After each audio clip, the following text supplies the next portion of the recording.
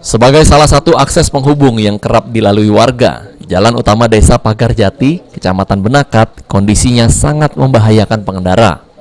Akses jalan yang berdebu saat musim kemarau membuat pengendara harus siap menghirup partikel debu yang terbang terbawa angin.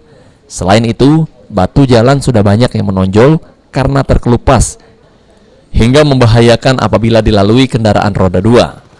Dengan kondisi ini, warga berharap kepada pemerintah untuk bisa memperbaiki jalan agar warga kembali nyaman saat menggunakan fasilitas umum ini. Ini kan jalan ini kan belum setahun sudah rusak. Nah ini gimana tanggapan kita, Pak?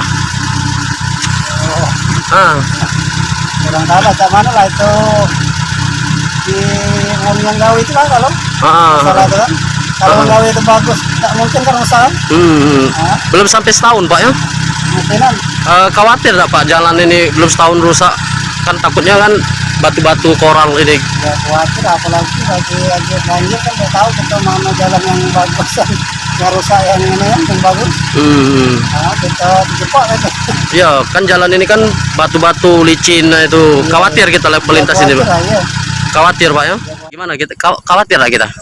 Khawatir, apalagi panasnya ini debu. Debu licin, Mbak ya? Iya.